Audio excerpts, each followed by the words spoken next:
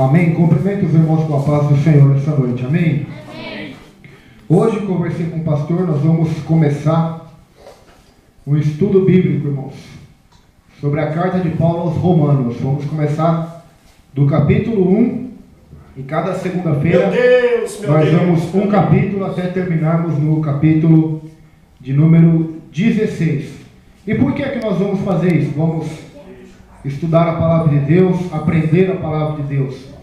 Porque em Oséias 4, versículo 6, o que diz? O meu povo foi destruído porque lhe faltou o conhecimento. O que Jesus disse em João 5? Examinai as Escrituras, porque cuidais ter nelas a vida eterna. Em Mateus 22, versículo 29, Jesus disse aos fariseus: errais, porque não conheceis as Escrituras nem o poder de Deus. Em Atos dos Apóstolos, uma igreja, um povo que se localizava na cidade de Beré, conhecido como bereanos, Paulo disse que a atitude deles foi nobre, porque eles examinavam diariamente as Escrituras. Salmo 1, versículo 2 diz que aquele que tem prazer na lei do Senhor e medita nela de noite, tudo que fizer prosperará. Josué capítulo 1, Deus disse para Josué: Josué, se você obedecer todas as palavras que estão escritas no livro da lei do meu servo Moisés, você será próspero e bem sucedido em tudo o que você fizer. Então ser cristão, ser crente, irmãos, não é somente ser batizado numa igreja, fazer parte de uma denominação evangélica. Ser cristão, ser crente, é ser chamado para ter comunhão com Deus, para crescer em Deus, para se conformar e cada vez mais estar semelhante a Cristo e mais distante da aparência desse mundo tenebroso. Isso é ser crente e ser cristão. Esse é o grande chamado de Deus para a nossa vida. E por que vamos estudar Romanos? A carta de Paulo aos Romanos. Porque na carta de Paulo aos Romanos existe o centro da doutrina da fé, da doutrina cristã. Qual é? Nós vamos estudar, os irmãos vão ver que Romanos, Paulo mostra que todos são culpados diante de Deus, tanto judeus como gentios, tanto aqueles que guardam a lei como aqueles que não guardam a lei. Tanto todos estão debaixo da culpa. Então Paulo vai mostrar no decorrer do livro o caminho para a salvação e, depois de ser salvo, o caminho que deve seguir um cristão convertido a Jesus de Nazaré. O grande homem de Deus, Martinho Lutero. Todos os irmãos aqui sabem, se não sabem vão saber agora. Todas as igrejas que têm evangélicas, que você conhece, Assembleia de Deus, Batista, Presbiteriana, Quadrangular, Universal, todas, Batista, todas elas vieram de uma. Começou com Lutero. Lutero foi aquele que se rebelou contra a Igreja Católica Romana, porque quando ele começou a ler, ele era um padre, ele começou a ler a carta de Paulo aos Romanos, e a Igreja Católica pregava que a salvação era pelas obras. E quando Paulo começa a estudar a carta de Romanos, as doutrinas de Romanos, então ele aprende que o homem é salvo pela fé e pela graça e não pelas obras. Então ele cria reforma, e todos que estamos aqui hoje estamos aqui porque Lutero teve a coragem, porque Lutero teve a humildade de examinar a palavra de Deus, e através deste exame ele converteu-se ao Senhor. Então, se nós queremos ser abençoados por Deus, devemos aprender a examinar as Escrituras. Abre a sua Bíblia, Romanos capítulo 1, versículo de número 1. Eu quero que as crianças fiquem em silêncio hoje, amém? Todas as crianças em silêncio, porque nós estamos pregando a palavra de Deus, todos devem estar ouvindo a palavra de Deus. Romanos capítulo 1, verso 1. Quem foi o autor de Romanos? Foi o apóstolo Paulo. Paulo foi o autor da carta aos Romanos, o Epístola. Ele foi o autor deste livro, é o 45º livro da Bíblia. Contém 16 capítulos, 433 versículos, 87 perguntas, 19 profecias do Antigo Testamento, 4 novas profecias que Deus usou Paulo, 388 versículos de história, 29 versículos de profecias cumpridas e 16 de profecias não cumpridas ainda. É a carta de Romanos. Romanos capítulo 1, vamos ler do verso 1 até o verso de número 6.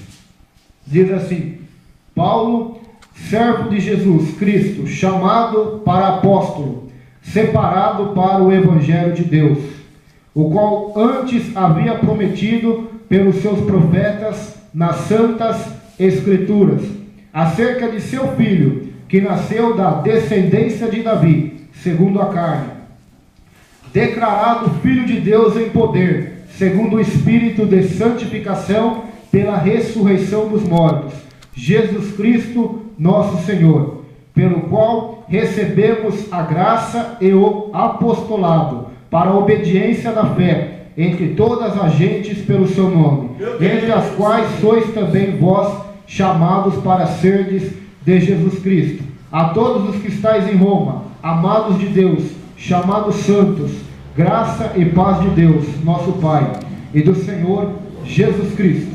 Antigamente, irmãos, quando essas cartas os apóstolos escreviam, tanto Paulo como Pedro, eles mandavam secretários ou diáconos, ou até mesmo Timóteo já transportou cartas para Paulo, Tito, e eles iam até essas igrejas e liam essas cartas para a igreja, para que a igreja fosse edificada.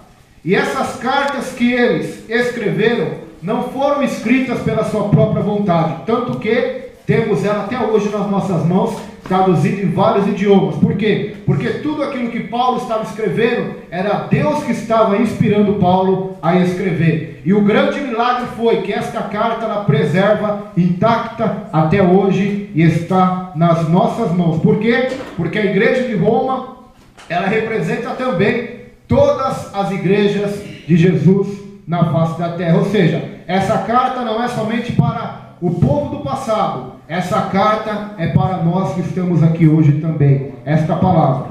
E o que nós vemos logo no começo dessa introdução, dessa apresentação de Paulo, porque toda a carta começa como? Começa a pessoa se apresentando quem ela é, já não começa ensinando, como tem começo, meio e fim.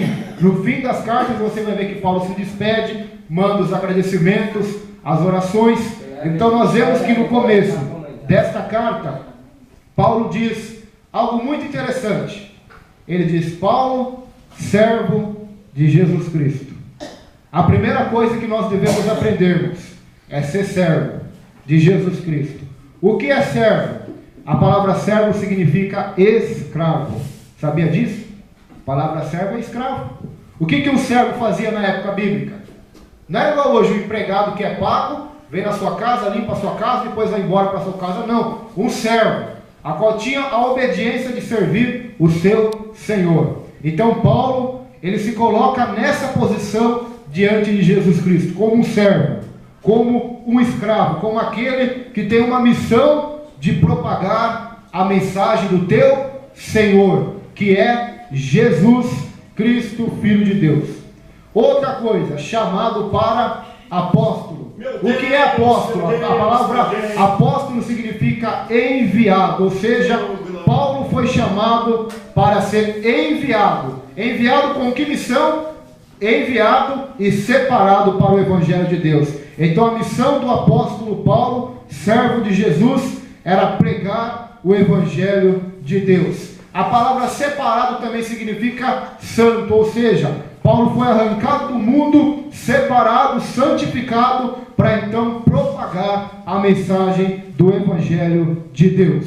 Então é isso que devemos pregar, é isso que devemos fazer nesta terra, irmãos, pregar a palavra de Deus. Por que Paulo pregar? Porque ele queria ganhar dinheiro, porque ele queria ficar famoso, porque ele achava bonito, ele viu os apóstolos pregando, então ele disse: olha, eu vou pregar também porque eu acho bonito. Não, Paulo pregou o Evangelho porque ele foi chamado por Deus. Então todos que pregam a palavra, que tem o ministério, tem que ter essa convicção de que não foi homens que o chamou, mas que foi o próprio Deus que lhes deu o chamado. E qual chamado é esse? Que havia prometido pelos seus profetas nas santas Escrituras. Ou seja, se você ler a palavra de Deus, no Antigo Testamento, estava prometido um rei, prometido um Senhor, um Salvador, um que ia salvar o povo. E essa promessa que foi prometida aos profetas. E qual é a promessa? O terceiro versículo vai dizer: acerca de seu filho, Jesus, que nasceu da descendência de Davi, segundo a carne. O Filho de Deus, o Rei prometido a todo o mundo, que foi também declarado Filho de Deus em poder, segundo o Espírito de santificação pela ressurreição dos mortos. Jesus Cristo nosso Senhor. Então que fique isso bem claro, irmãos. Fomos chamados por Deus, por nosso Senhor e Salvador Jesus Cristo. Paulo também diz, pelo qual recebemos a graça e o apostolado. O que é graça? A epístola aos Romanos vai falar muito sobre graça, irmãos. No capítulo 6, 7 e 8, nós vamos se aprofundar sobre isso. A palavra graça significa favor imerecido, ou seja, Paulo não merecia pregar o Evangelho de Jesus. Paulo não merecia ser apóstolo, porque ele foi perseguidor da igreja. E mesmo se ele não tivesse sido perseguidor da igreja, se ele tivesse sido um bom homem, um bom pai, um bom líder, mesmo assim ele ainda não seria merecedor, porque nós vamos entrar na palavra de Deus, mais para frente vamos ver em Romanos mesmo que todos os homens estão diante de Deus nus, porque pecaram e estão destituídos da glória de Deus. Então todo chamado de Deus é pela graça, irmãos, é pela graça. Recebemos a graça de Deus para ser apóstolos, para ser enviados de Deus. Para quê? Para a obediência da fé. Então a fé por si só, ela é morta, irmãos. Se a fé não gerar em teu coração obras, obediência, pelo nome de Jesus, pela palavra de Jesus, então a sua fé é uma fé vã, é uma fé morta, como está em Tiago. Então Deus nos chamou para a obediência da fé. E todos os que são chamados para ser de Jesus Cristo. Ou seja, por que você está aqui hoje, eu estou aqui hoje? Porque a igreja, Deus instituiu a igreja para que ela seja de Jesus Cristo. Mas isso eu já sei, irmão. Por que você está me dizendo isso? Que eu fui chamado para ser de Jesus Cristo. Porque tem muitas pessoas, irmãos, nas igrejas, amontoando os templos evangélicos, que acham que são de si mesmas. Acham que são donas dos seus narizes, fazem o que quer, cultuam a Deus como quer, pregam e interpretam a Bíblia como quer, fazem tudo conforme a sua vontade, conforme a vontade do inimigo, dos ventos e doutrinas humanas. Mas a Bíblia diz que fomos chamados para ser de Jesus Cristo, ou seja, para executar a obra e o chamado dele.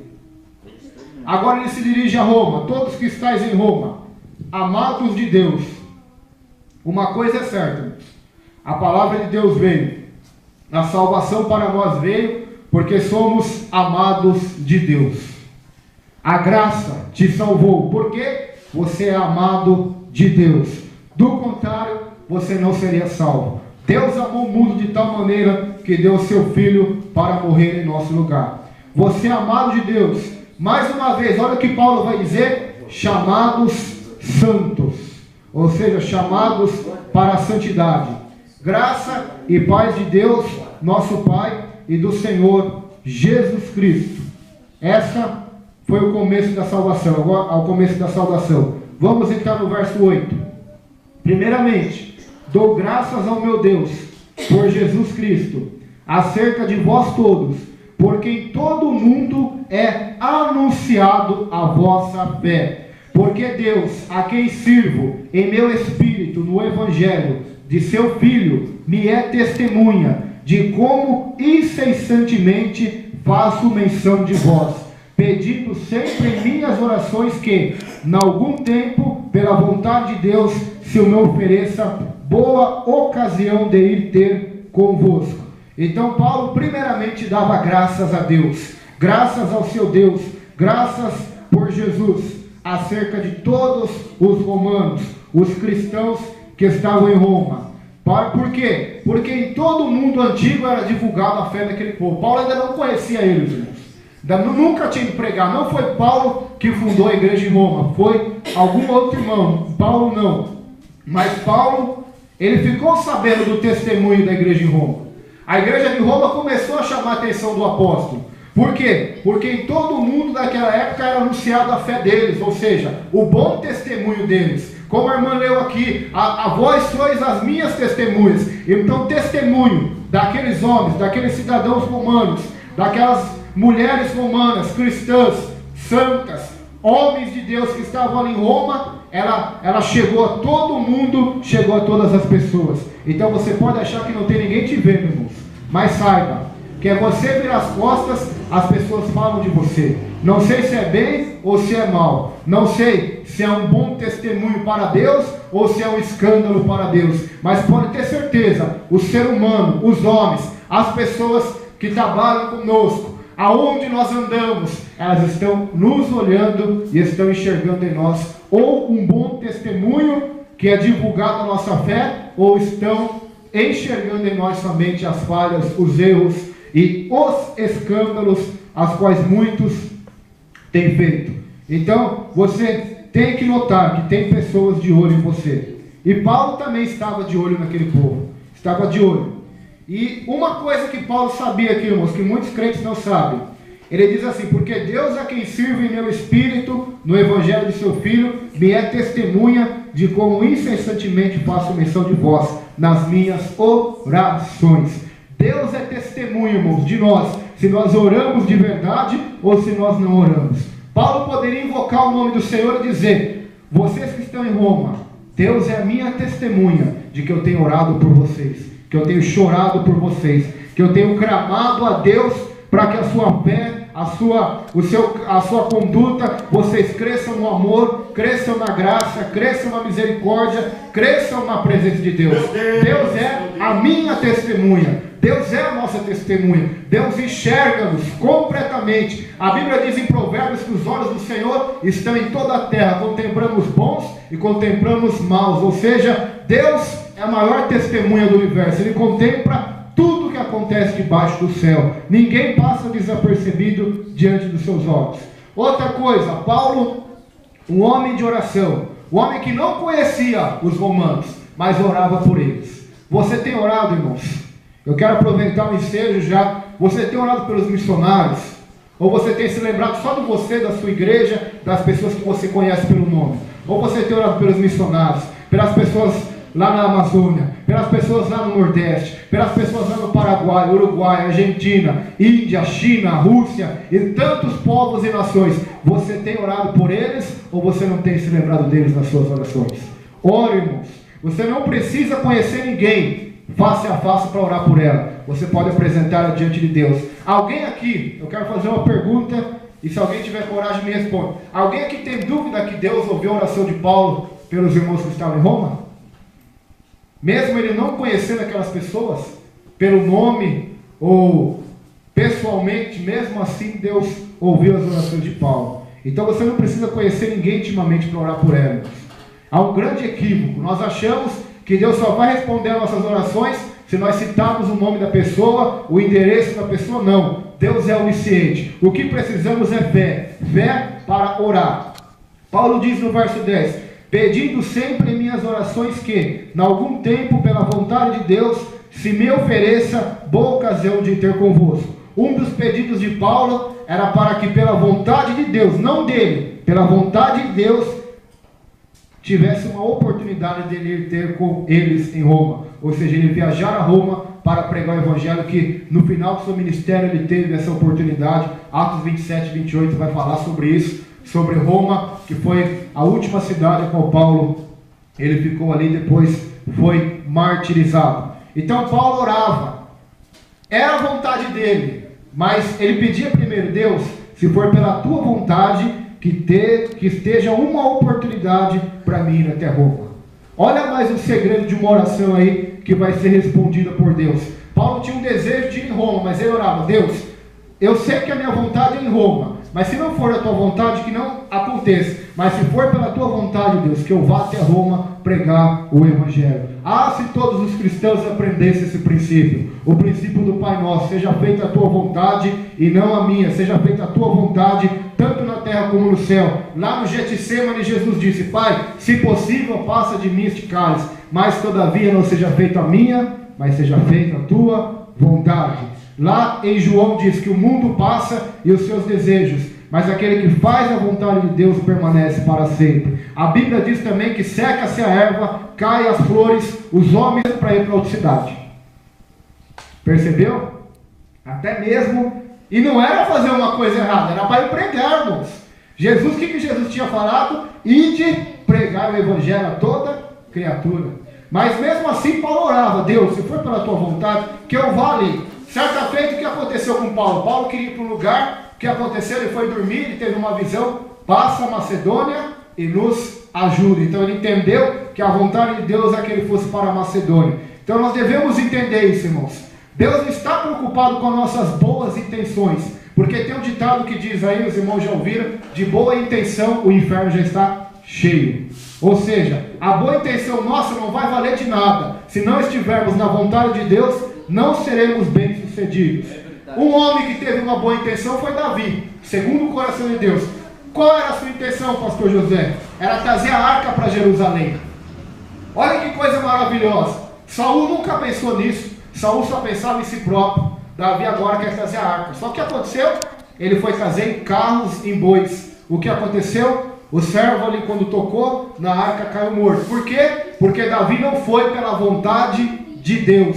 Não foi como a palavra de Deus mandava, que era para os sacerdotes ou levitas carregar a arca no ombro. Mas ele quis fazer, por ignorância talvez, do jeito dele, trazendo numa carruagem, ou pela tecnologia, ou por métodos humanos. Então não dá certo, irmãos. Quando Abraão e Sara tentaram ajudar Deus, Agar teve filhos com Abraão. O que aconteceu? Só aconteceu tragédia, porque não foi pela vontade de Deus, foi pela vontade do homem. Então nós devemos sempre orar, sempre pedir misericórdia de Deus, para que façamos a vontade, o querer de Deus.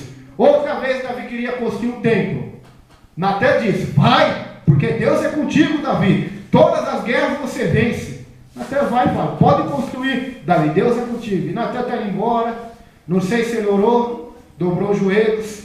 Aí Deus falou com Natan: Natan, volta lá e fala para Davi que eu não quero que ele construa um templo para mim. Não é a minha vontade, porque ele derramou muito sangue. Manda o seu filho Salomão que vai construir o templo. Então nós devemos saber ouvir não de Deus, irmãos. E não é só com coisas boas, é com coisas ruins também.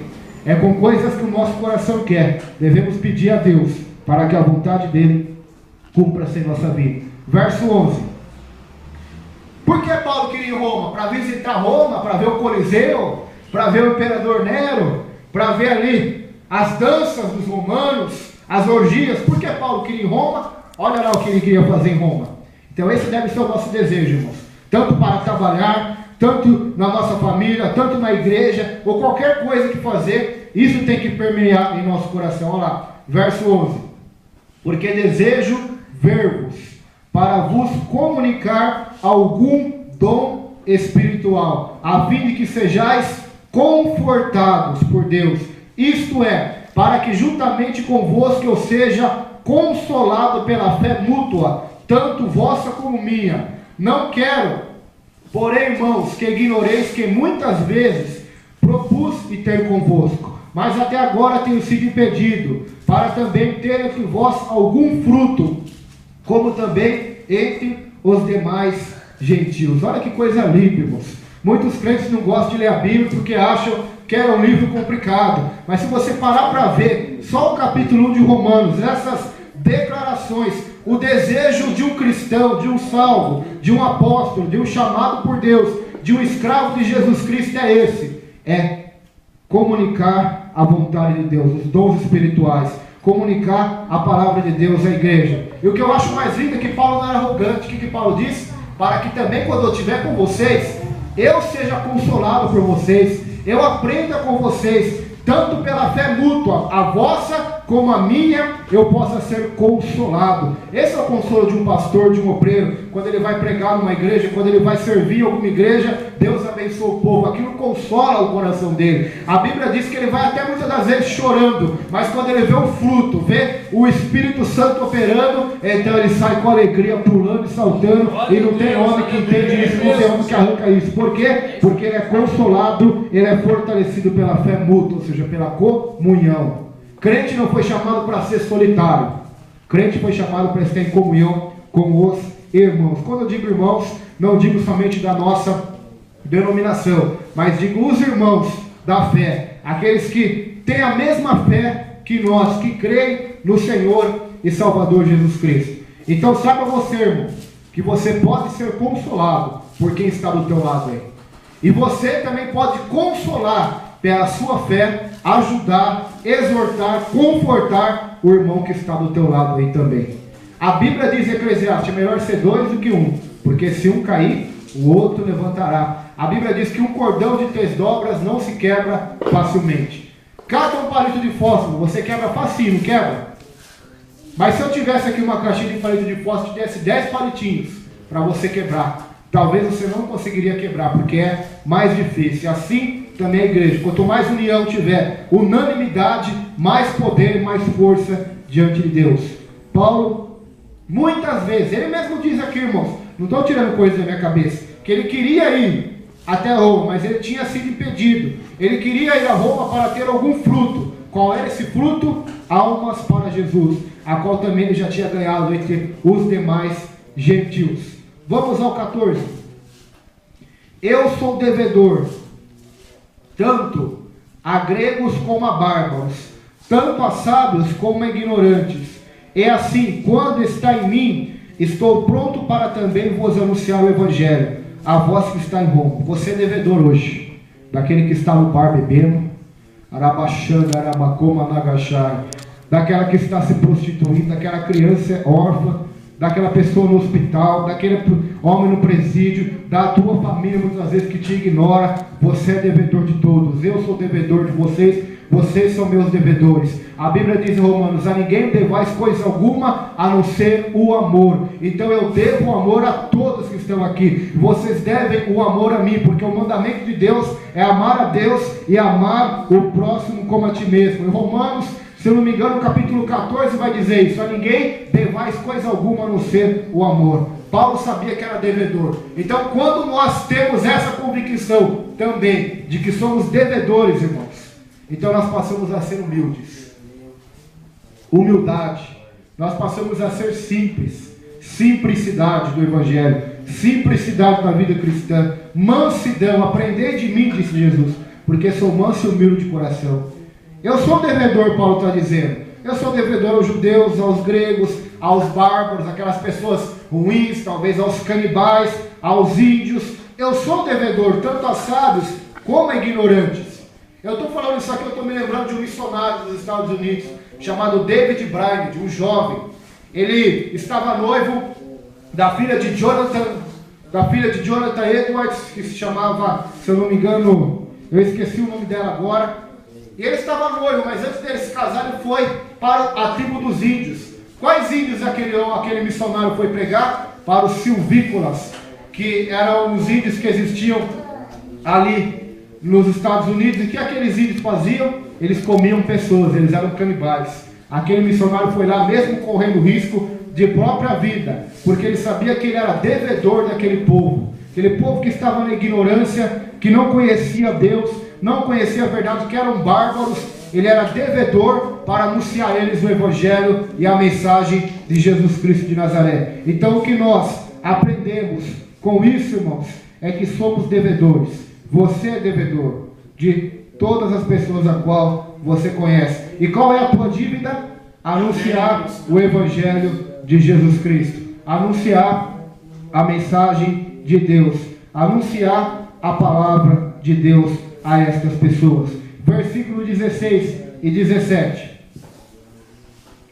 Porque não me envergonho do Evangelho de Cristo, pois é o poder de Deus para a salvação de todo aquele que crê, primeiro do judeu e também do grego, porque nele se descobre a justiça de Deus, de fé em fé, como está escrito, mas o justo viverá da fé.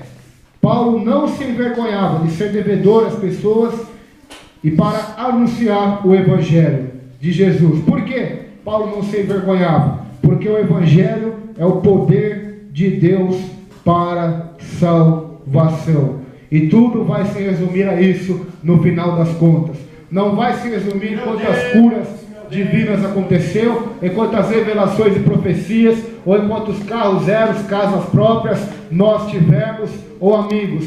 Tudo no final vai se resumir a isso. Ou você é salvo, ou você é condenado. Ou você vai para a vida eterna, ou você vai para a morte, para a condenação e para a separação eterna de Deus no inferno. E o único método de salvação é este, é o Evangelho, é o poder de Deus para a salvação. Tem muita gente que está achando por aí que poder de Deus é línguas estranhas, poder de Deus é profecia, é pular, é dançar, é rodopiar. Tudo isso, irmãos, pode ser até um sinal, mas nada disso se compara, nada disso é uma gotícula diante do maior poder de Deus pela Bíblia, que é o poder de salvação, é o poder de transformar um homem corrompido pelo pecado, corrompido pela maldade, pela inveja, pela avareza, transformar este homem, esta mulher, numa nova criatura em Jesus Cristo.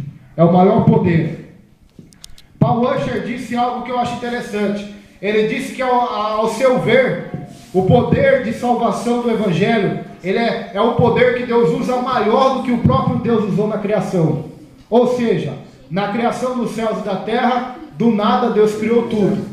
Agora, o poder de salvação de Deus para salvar o homem é maior do que o poder da criação. Por quê? Me explica o porquê. Eu vou te explicar. Porque a nossa massa estava corrompida, ou seja, a massa do ser humano, a carne, o corpo, o nosso corpo, a nossa vida estava deturpada, corrompida pelo pecado. Então, qual é o poder de Deus do Evangelho? A mensagem que Paulo disse em 1 Coríntios, a minha pregação, quando eu fui ter convosco, não foi em palavras de sabedoria humana, mas fui em demonstração do Espírito e de poder. Qual era esse poder que Paulo falava? Era o poder que Deus usa através do Espírito Santo de convencer um homem do pecado, do juízo e da justiça e transformar este homem que antes amava o mundo, amava as bebidas, as farras, o pecado, desprezava Deus, desprezava o amor, desprezava as coisas espirituais, é transformar este homem, esta mulher, numa nova criatura, fazer ele se regenerar, nascer de novo, então ter ódio, abominar as coisas que antes ele amava e amar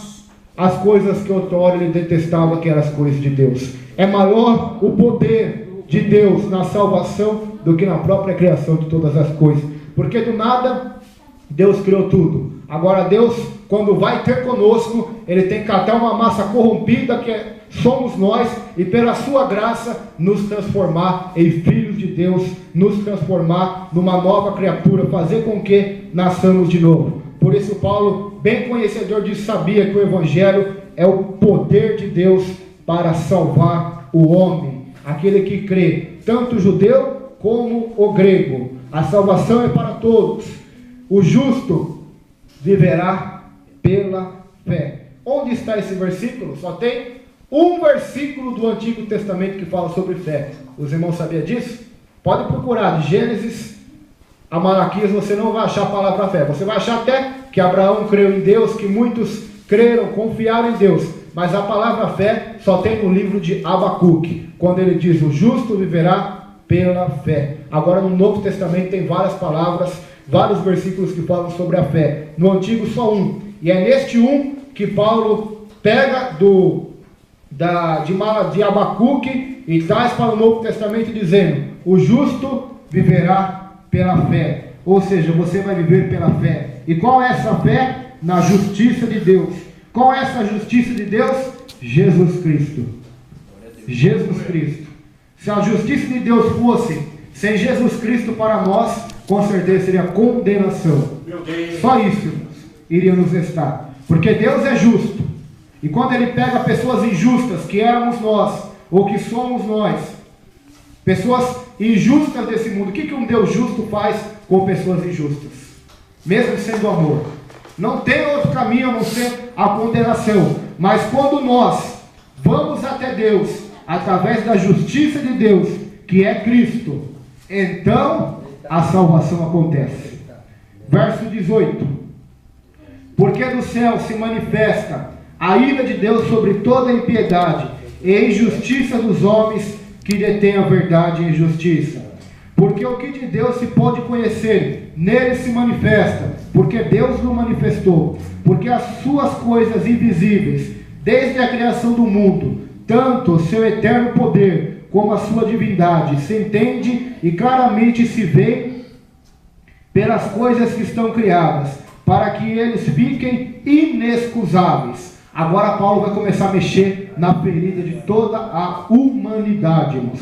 Isso agora que nós vamos começar a entrar nesse assunto, não se refere à igreja, mas Paulo vai chamar todo mundo agora e vai mostrar e provar pela Escritura que todo mundo debaixo de Deus é indesculpável, é condenado, é pecador, é fadado ao inferno. Paulo, ele vai demonstrar isso, se eu não me falo a memória, até o capítulo 4. E a partir do 4 ele vai começar a mostrar o caminho para a salvação. Então aqui Paulo já começa a dizer que a ira de Deus se manifesta sobre a terra. Por que a ira de Deus se manifesta sobre a terra? Por causa da injustiça do homem, que muda a verdade de Deus em mentira. Por quê? Porque eles conheciam a Deus, eles, pelas coisas visíveis e invisíveis, pela criação de Deus, eles são indesculpáveis. Ou seja, se você abrir a sua Bíblia no Salmo 19, diz a Bíblia que os céus proclamam a glória de Deus. Ou seja, pela natureza, pelos céus, pela criação, todos os homens já são indesculpáveis. Ou seja, não tem desculpa de dizer, olha, eu não sirvo a Deus porque eu nunca vi a Deus. Somente pela criação da natureza, dos animais, das florestas e até mesmo do próprio ser humano, nós já temos a convicção de que existe um Deus nos céus. Ou seja, o homem, portanto, se torna indesculpável, inexcusável. Não tem como ele dizer, olha, eu não sabia. Ele vai chegar no juízo final e vai dizer, eu não sabia que existia Deus, eu não sabia que existia um Criador. Eu achava que o homem veio do macaco, eu achava que a terra veio do Big Bang, a grande explosão, eu achava tantas e tantas coisas, eu não acreditava, eu era ateu. Mas nesse dia os homens serão indesculpáveis. Versículo 21, Paulo vai continuar mostrando a chaga da humanidade. Porquanto, tendo conhecido a Deus, não o glorificaram como Deus. Você glorifica a Deus como Deus hoje? Ou você glorifica a Deus como uma máquina de latinha de refrigerante? Eu não entendi, eu vou te explicar melhor. Você glorifica a Deus somente quando você coloca as suas moedinhas ali naquela máquina e recebe as latinhas. Ou seja, você só glorifica a Deus quando você tem algum motivo aparente. Ou seja, quando Deus te cura, quando Deus salva alguém na tua família, quando Deus te abre uma porta de emprego, te dá um carro. Você só glorifica a Deus com esses motivos? Ou você glorifica a Deus porque Ele é Criador, porque Ele é Senhor de tudo? Esse deve ser o motivo de nós glorificarmos a Deus. O pregador não precisa ficar pedindo para você, dá glória a Deus, vai orar no monte, ora, leia a palavra, tenha uma vida com Deus, não. Porque se você conhecer a Deus, você vai glorificar a Deus. E não é somente com a boca, não. Esse glória a Deus que eu estou falando aqui, é glorificar a Deus com a sua vida, com o seu testemunho. É bíblico? É bíblico. Mateus, Jesus disse assim, vós sois a luz do mundo, assim resplandeça a vossa luz diante dos homens, para que os homens vejam as vossas obras, que o Pai realiza através de vocês, e glorifiquem ao Pai pela vida de vocês. Ou seja, que as suas vidas se tornem um testemunho de luz, um testemunho de verdade, de amor, de graça, a fim de que a humanidade veja vocês e glorifiquem ao Pai pela vossa vida e pelo vosso trabalho do Senhor. Glorificar a Deus. Mas a humanidade não quer isso. Eles não querem glorificar a Deus. Outra coisa, nem lhe deram graças, nem agradeceram. Não glorificaram a Deus como Deus, nem tampouco lhe agradeceram. Não agradeceram a Deus pelo ar que respira, não agradeceram a Deus pela comida, pelas vestes, pela saúde. Não agradeceram, não deram graças a Deus. Mas o que aconteceu? Antes, em seus discursos, se desvaneceram. Ou seja, nas suas pregações, filosofias, livros de história, de ciência, de psicologia, desvaneceram. E o seu coração insensato se obscureceu, ou se escureceu. Dizendo-se sábios, tornaram-se loucos. Mudaram a glória do Deus incorruptível em semelhança da imagem de homem corruptível, de aves, de quadrúpedes e de répteis. Aqui Deus vai começar a falar sobre idolatria. Deus vai começar a falar sobre ídolos. Pessoas que dizem-se sábias, mas que tornaram-se loucas.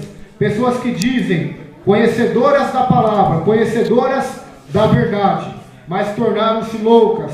Por que tornaram-se loucas? Porque incorruptível elas adoraram. Elas fizeram imagens de homens corruptíveis, de aves de quadrúpedes e de répteis. Isso acontece hoje, irmão? Será que acontece hoje?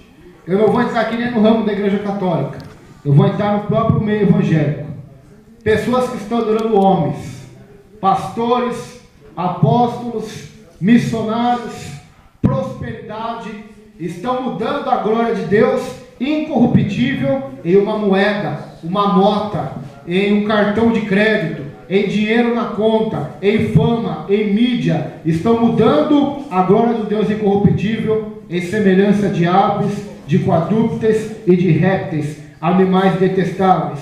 Verso 24: pelo que também Deus os entregou aos desejos, às concupiscências do seu coração, a imundícia, para desonrar o seu corpo entre si, pois mudaram a verdade de Deus em mentira, e honraram e serviram mais a criatura do que o Criador, que é bendito eternamente. Amém. Isso, irmãos, é que nós vemos acontecer nesse mundo. As pessoas, elas não querem Deus. O que então Deus faz com elas? Deus entrega essas pessoas aos desejos do seu coração, a imundícia, a desonra do seu corpo, a prostituição, porque mudaram a verdade de Deus em mentira, e honraram e serviram mais a criatura do que o Criador, que é bendito eternamente. Então nós devemos, irmãos, prestar atenção para não mudar a verdade de Deus, a glória de Deus, a presença de Deus, e servir mais a criatura do que o Criador, que é bendito eternamente. Agora aqui eu faço uma pergunta para cada um de nós nessa noite: temos servido mais o Criador ou a criatura, ou as coisas criadas? Temos nos dedicado mais à criatura ou ao Criador? Nós vivemos numa época em que as pessoas se dedicam mais à criatura ou à criação do que ao Criador, que é bendito eternamente. O que acontece com quem se dedica à criatura? Agora você vai ver o que acontece no jornal, nesse mundo. Paulo vai dizer aqui, parece que até a notícia do jornal: pelo que Deus os abandonou as paixões infames, porque até as mulheres mudaram o uso natural, no contrário à natureza. E semelhantemente também os varões, deixando o uso natural da mulher, se inflamarem sua sensualidade, prostituição, uns para com os outros, varão, homem com homem, cometendo torpeza e recebendo em si mesmos a recompensa que convinha ao seu erro. O crescimento avassalador, assustador do homossexualismo, do lesbianismo, da depravação sexual, depravação moral. Por que isso está acontecendo no Brasil e em todo o mundo? Porque os homens estão adorando mais a criatura do que o Criador.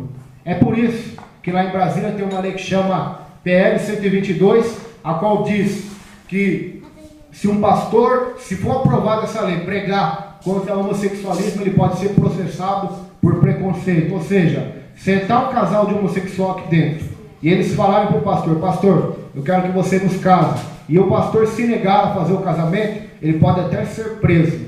Se dois homossexuais estiverem se beijando numa escola, ou na rua, até mesmo dentro da igreja, alguém falar alguma coisa para eles pararem, eles podem processar a pessoa por preconceito, porque eles vão declarar que a pessoa está ali criticando o estilo de vida deles. Queridos, a lei do Brasil diz que devemos ter liberdade de expressão. Eu não estou pregando aqui que nós devemos chegar com uma pedra e apedrejar os homossexuais, jamais. Jesus jamais mandaria alguém fazer isso. Não estou dizendo aqui que devemos orar para Deus matar eles, também não. Mas uma coisa é certa: devemos pregar a verdade. Quem ama, fala a verdade. Não é hipócrita, não é mentiroso. Por que Jesus foi crucificado? Porque ele falou a verdade para os fariseus. Ele falou a realidade. Ele falou: as suas religiões são hipocrisia, vocês são sepulcros caiados, vocês aos homens parecem bons, mas Deus conhece o vosso coração, que vocês são mortos por dentro. Então eles se iraram contra Jesus e por inveja entregaram ele para ser morto e para ser condenado. Então isso acontece. Tudo isso está acontecendo no Brasil. O homossexualismo, a prostituição. Por quê? Porque os homens estão abandonando a Deus para servir a criatura, para servir ao pecado, para servir ao mundo. são como Sodoma e como Gomorra. Note que a Bíblia é bem clara: mulher com mulher mudou o uso natural, e homem com homem se inflamou em sua sensualidade. Tem muitos que têm medo de pregar isso, tem medo de falar desses assuntos, porque tem medo de ser processado, ser preso. Irmãos, é melhor você ter a cabeça cortada por permanecer na verdade, do que ser um hipócrita como a maioria é, só para ganhar dinheiro, só para ter fama. Eles são dessa seguinte lógica: eu não vou mexer com ninguém, assim ninguém mexe comigo. Mas Deus não nos chamou, irmãos, para ficar quietinho no lugar, não. Deus nos chamou para ser corajosos e pregar a verdade. Paulo hoje disse algo que me chamou muito a atenção também. Ele disse assim: o Evangelho vai fazer duas coisas. Ou ele vai fazer que você ame o Evangelho, ou vai fazer que você se volte contra ele com ira e com fúria, rangendo os dentes. Assim foi na vida de Paulo, foi na vida dos apóstolos. Ou as pessoas se convertiam, ou queriam eles mortos a qualquer custo, porque a mensagem do Evangelho é de arrependimento, mudança de comportamento, conversão. João Batista pregava e dizia o quê? Produzir frutos dignos de arrependimento. Ou seja, convertam-se. Não adianta vocês virem aqui tomar um banho e ir embora. Se vocês não produzirem fruto digno de arrependimento, o machado vai cortar vocês e vai lançar vocês no fogo que não se apaga. Assim é a Bíblia. Versículo 28. E como eles não se importaram de ter conhecimento de Deus, assim Deus os entregou a um sentimento perverso, para fazerem coisas que não convêm, estando cheios de toda iniquidade, prostituição, malícia, avareza, maldade, cheios de inveja, homicídio, contenda, engano, malignidade. É o retrato do mundo atual isso aqui ou não é, irmãos? Homens cheios de iniquidade, pecado, prostituição, malícia, desejos egoístas no seu coração, avareza, amor ao dinheiro. Tudo que eles olham uma maneira de ganhar dinheiro. Eles olham o ministério como uma maneira de ganhar dinheiro. Olha a igreja, olha as pessoas como uma maneira de ganhar dinheiro. Olha o trabalho, olham tudo por avareza. Olham para o irmão e vê: o irmão tem um carro, eu queria ter o carro igual aquele irmão tem. Eu queria ter a casa que aquela pessoa tinha. Eles cobiçam tudo e a todos. Avarento. A Bíblia diz que a avareza é idolatria diante de Deus. Qual é o 10º mandamento? Não cobiçarás nada, nem a mulher do teu próximo, nem o servo do teu próximo, nem a serva do teu próximo, nem o boi, nem o jumento, não cobiçarás. É o mandamento de Deus. Por quê? Porque quem cobiça se torna avarento. E esse foi a raiz do pecado de Judas, de Balaão, porque cobiçaram dinheiro, cobiçaram tantas e tantas coisas. Maldade. Homens maldosos matam pai, matam mãe, matam pessoas por causa de time de futebol, matam pessoas por causa de briga, matam pessoas por qualquer coisa hoje. A maldade do ser humano, um coração maldoso, não tem misericórdia das pessoas, não se preocupa com os próximos, só se preocupa com si mesmo. A Bíblia diz: cheios de inveja, homicídio, contenda, brigas, enganos, mentiras, malignidade. É o retrato do mundo atual. Liga o jornal e assista e veja se isso não é a realidade. A prostituição, a pedofilia, pessoas que têm relações sexuais com crianças. O que está acontecendo nesse mundo, irmãos? É a ira de Deus sendo derramada. Os homens estão sendo entregues aos seus próprios desejos malignos. Por quê? Porque eles não querem Deus, eles não querem a glória de Deus, não querem servir a Deus. Eles querem um Deus que os sirva, eles querem um Deus que os abençoe, que os proteja, que prospere eles, mesmo eles estando no pecado, no erro, na mágoa. Então Deus está entregando essa humanidade ao seu próprio desejo egoísta. Que mais? Versículo 30. Sendo murmuradores, pessoas que só murmuram, reclamam, blasfemam de Deus, murmuram contra tudo, murmuram contra Deus, contra os pais, contra o patrão, contra o pastor, contra a família, contra o pai, contra o esposo, contra a esposa. Murmuram de tudo, irmãos. É a característica também desse mundo. Detratores, pessoas que não têm palavra, se ensinam ou não, são pessoas detratoras, infiéis nos contatos, aborrecedoras de Deus, pessoas que aborrecem a Deus. Você está numa rodinha, por exemplo, está conversando de futebol, a rodinha está cheia. Conversa de mulher, a rodinha enche. Começa a falar de Deus, a rodinha vai embora. Por quê? As pessoas aborrecem a Deus, aborrecem o Senhor. Injuriadores, pessoas que injuriam, falam palavrão, xingam as pessoas, soberbos, pessoas orgulhosas, que não sabem pedir perdão, que não são humildes, que é só ter um bem material a mais que o outro, já se tornam soberbas, orgulhosas, arrogantes, presunçosas. É o retrato da nossa humanidade. Mais um, esse você vai se espantar. Versículo 30. Inventores de males. Qual foi o século, irmão? Agora eu te faço uma pergunta. Qual foi o século da história do mundo em que o homem tem mais inventado mal do que a nossa geração?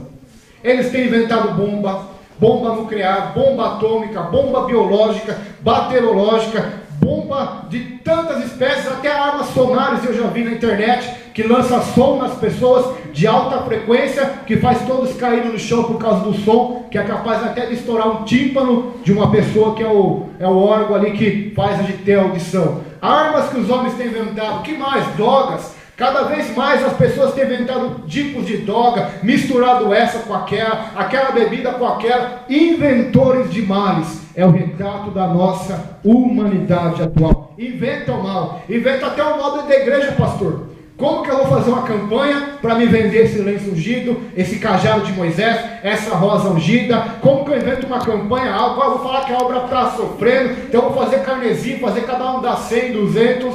São inventores de mal, de males, são malignos. É a realidade da nossa sociedade atual. Inventores de males. É isso que o homem inventa. Cada vez inventando novas armas, novas tecnologias, computador com novos tipos de pecado.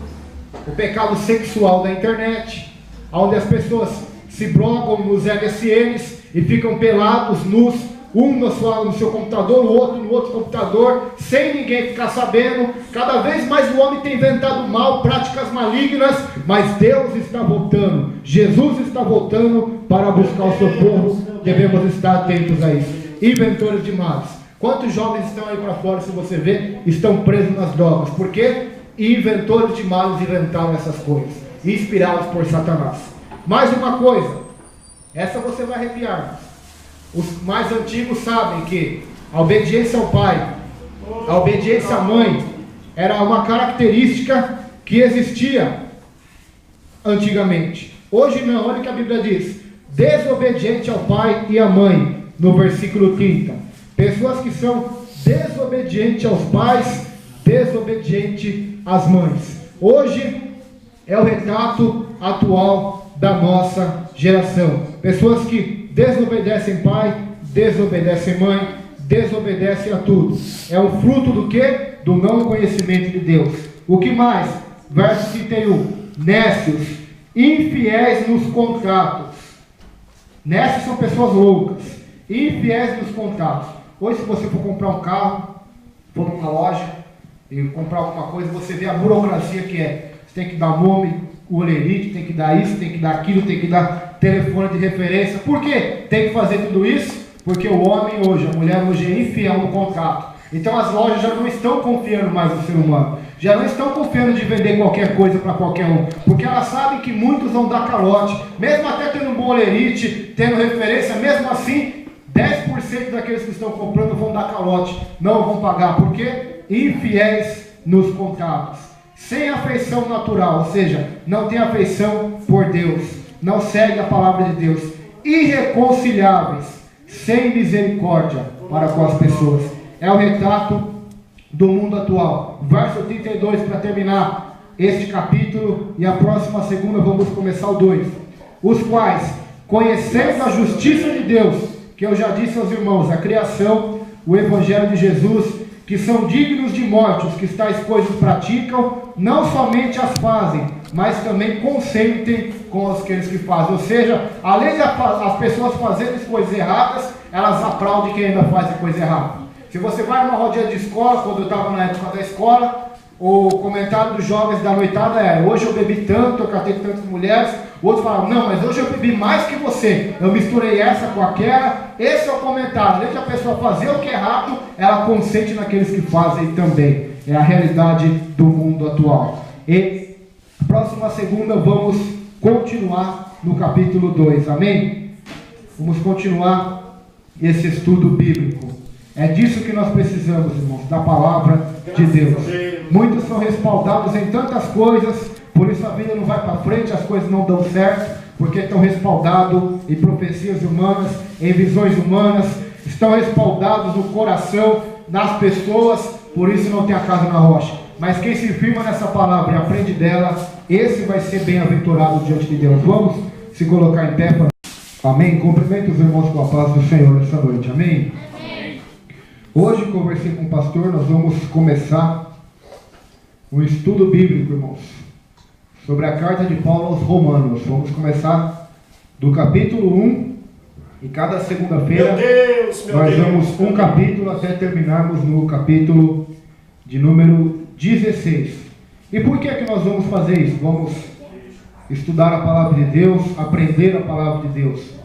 Porque em Oséias 4, versículo 6, o que diz? O meu povo foi destruído porque lhe faltou o conhecimento. O que Jesus disse em João 5? Examinai as Escrituras, porque cuidais ter nelas a vida eterna. Em Mateus 22, versículo 29, Jesus disse aos fariseus: errais, porque não conheceis as Escrituras, nem o poder de Deus. Em Atos dos Apóstolos, uma igreja, um povo que se localizava na cidade de Beré, conhecido como bereanos, Paulo disse que a atitude deles foi nobre, porque eles examinavam diariamente as Escrituras. Salmo 1, versículo 2 diz que aquele que tem prazer na lei do Senhor e medita nela, de noite tudo o que fizer prosperará. Josué capítulo 1, Deus disse para Josué: Josué, se você obedecer todas as palavras que estão escritas no livro da lei do meu servo Moisés, você será próspero e bem sucedido em tudo o que você fizer. Então ser cristão, ser crente, irmãos, não é somente ser batizado numa igreja, fazer parte de uma denominação evangélica. Ser cristão, ser crente, é ser chamado para ter comunhão com Deus, para crescer em Deus, para se conformar e cada vez mais estar semelhante a Cristo e mais distante da aparência desse mundo tenebroso. Isso é ser crente e ser cristão. Esse é o grande chamado de Deus para a nossa vida. E por que vamos estudar Romanos? A carta de Paulo aos Romanos. Porque na carta de Paulo aos Romanos existe o centro da doutrina da fé, da doutrina cristã. Qual é? Nós vamos estudar, os irmãos vão ver que Romanos, Paulo mostra que todos são culpados diante de Deus, tanto judeus como gentios, tanto aqueles que guardam a lei como aqueles que não guardam a lei. Tanto todos estão debaixo da culpa. Então Paulo vai mostrar no decorrer do livro o caminho para a salvação e depois de ser salvo, o caminho que deve seguir um cristão convertido a Jesus de Nazaré. O grande homem de Deus, Martinho Lutero. Todos os irmãos aqui sabem, se não sabem vão saber agora. Todas as igrejas que têm evangélicas, que você conhece, Assembleia de Deus, Batista, Presbiteriana, Quadrangular, Universal, todas, Batista, todas elas vieram de uma. Começou com Lutero. Lutero foi aquele que se rebelou contra a Igreja Católica Romana, porque quando ele começou a ler, ele era um padre, ele começou a ler a carta de Paulo aos Romanos, e a Igreja Católica pregava que a salvação era pelas obras. E quando Paulo começa a estudar a carta de Romanos, as doutrinas de Romanos, então ele aprende que o homem é salvo pela fé e pela graça e não pelas obras. Então ele cria reforma, e todos que estamos aqui hoje estamos aqui porque Lutero teve a coragem, porque Lutero teve a humildade de examinar a palavra de Deus, e através deste exame ele converteu-se ao Senhor. Então, se nós queremos ser abençoados por Deus, devemos aprender a examinar as Escrituras. Abre a sua Bíblia, Romanos capítulo 1, versículo de número 1. Eu quero que as crianças fiquem em silêncio hoje, amém? Todas as crianças em silêncio, porque nós estamos pregando a palavra de Deus, todos devem estar ouvindo a palavra de Deus. Romanos capítulo 1, verso 1. Quem foi o autor de Romanos? Foi o apóstolo Paulo. Paulo foi o autor da carta aos Romanos, ou epístola. Ele foi o autor deste livro, ele é o 45º livro da Bíblia. Contém 16 capítulos, 433 versículos, 87 perguntas, 19 profecias do Antigo Testamento, 4 novas profecias que Deus usou Paulo, 388 versículos de história, 29 versículos de profecias cumpridas e 16 de profecias não cumpridas ainda. É a carta de Romanos. Romanos capítulo 1, vamos ler do verso 1 até o verso de número 6. Diz assim: Paulo, servo de Jesus Cristo, chamado para apóstolo, separado para o evangelho de Deus, o qual antes havia prometido pelos seus profetas nas santas escrituras, acerca de seu filho, que nasceu da descendência de Davi, segundo a carne, declarado Filho de Deus em poder, segundo o Espírito de santificação, pela ressurreição dos mortos, Jesus Cristo, nosso Senhor, pelo qual recebemos a graça e o apostolado, para a obediência da fé, entre todas as gentes pelo seu nome, entre as quais sois também vós chamados para serdes de Jesus Cristo. A todos os que estáis em Roma, amados de Deus, chamados santos, graça e paz de Deus, nosso Pai, e do Senhor Jesus Cristo. Antigamente, irmãos, quando essas cartas os apóstolos escreviam, tanto Paulo como Pedro, eles mandavam secretários ou diáconos, ou até mesmo Timóteo já transportou cartas para Paulo, Tito, e eles iam até essas igrejas e liam essas cartas para a igreja, para que a igreja fosse edificada.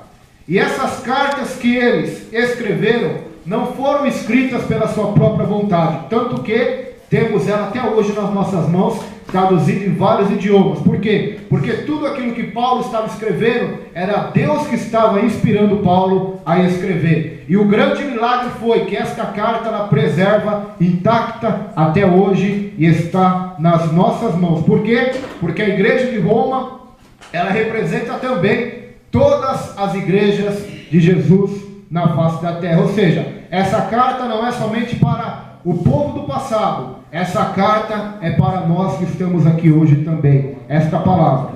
E o que nós vemos logo no começo dessa introdução, dessa apresentação de Paulo, porque toda a carta começa como? Começa a pessoa se apresentando quem ela é, já não começa ensinando, como tem começo, meio e fim. No fim das cartas você vai ver que Paulo se despede, manda os agradecimentos, as orações. Então nós vemos que no começo desta carta, Paulo diz algo muito interessante. Ele diz: Paulo, servo de Jesus Cristo. A primeira coisa que nós devemos aprendermos é ser servo de Jesus Cristo. O que é servo? A palavra servo significa escravo. Sabia disso? A palavra servo é escravo. O que um servo fazia na época bíblica? Não era igual hoje o empregado que é pago, vem na sua casa, limpa a sua casa, depois vai embora para a sua casa. Não, um servo, a qual tinha a obediência de servir o seu Senhor. Então Paulo, ele se coloca nessa posição diante de Jesus Cristo, como um servo, como um escravo, como aquele que tem uma missão de propagar a mensagem do teu Senhor, que é Jesus Cristo, Filho de Deus. Outra coisa, chamado para apóstolo. O que é apóstolo? A palavra apóstolo significa enviado, ou seja, Paulo foi chamado para ser enviado. Enviado com que missão? Enviado e separado para o Evangelho de Deus. Então a missão do apóstolo Paulo, servo de Jesus, era pregar o Evangelho de Deus. A palavra separado também significa santo, ou seja, Paulo foi arrancado do mundo, separado, santificado, para então propagar a mensagem do Evangelho de Deus. Então é isso que devemos pregar, é isso que devemos fazer nesta terra, irmãos, pregar a palavra de Deus. Por que Paulo pregar? Porque ele queria ganhar dinheiro, porque ele queria ficar famoso, porque ele achava bonito, ele viu os apóstolos pregando, então ele disse: olha, eu vou pregar também porque eu acho bonito. Não, Paulo pregou o Evangelho porque ele foi chamado por Deus. Então glorifica a Deus quando você tem algum motivo aparente, ou seja, quando Deus te cura, quando Deus salva alguém na tua família, quando Deus te abre uma porta de emprego, te dá um carro. Você só glorifica a Deus com esses motivos, ou você glorifica a Deus porque Ele é Criador, porque Ele é Senhor de tudo? Esse deve ser o motivo de nós glorificarmos a Deus. O pregador não precisa ficar pedindo para você: dá glória a Deus, vai orar no monte, ora, leia a palavra, tenha uma vida com Deus. Não, porque se você conhecer a Deus, você vai glorificar a Deus. E não é somente com a boca, não. Esse glória a Deus que eu estou falando aqui é glorificar a Deus com a sua vida, com o seu testemunho. É bíblico, é bíblico. Mateus, Jesus disse assim: vós sois a luz do mundo, assim resplandeça a vossa luz diante dos homens, para que os homens vejam as vossas obras, que o Pai realiza através de vocês, e glorifiquem ao Pai pela vida de vocês. Ou seja, que as suas vidas se tornem um testemunho de luz, um testemunho de verdade, de amor, de graça, a fim de que a humanidade veja vocês e glorifiquem ao Pai pela vossa vida e pelo vosso trabalho do Senhor. Glorificar a Deus. Mas a humanidade não quer isso. Eles não querem glorificar a Deus. Outra coisa, nem lhe deram graças, nem agradeceram. Não glorificaram a Deus como Deus, nem tampouco lhe agradeceram. Não agradeceram a Deus pelo ar que respira, não agradeceram a Deus pela comida, pelas vestes, pela saúde. Não agradeceram, não deram graças a Deus. Mas o que aconteceu? Antes, em seus discursos, se desvaneceram. Ou seja, nas suas pregações, filosofias, livros de história, de ciência, de psicologia, desvaneceram. E o seu coração insensato se obscureceu, ou se escureceu. Dizendo-se sábios, tornaram-se loucos. Mudaram a glória do Deus incorruptível em semelhança da imagem de homem corruptível, de aves, de quadrúpedes e de répteis. Aqui Deus vai começar a falar sobre idolatria. Deus vai começar a falar sobre ídolos. Pessoas que dizem-se sábias, mas que tornaram-se loucas. Pessoas que dizem conhecedoras da palavra, conhecedoras da verdade, mas tornaram-se loucas.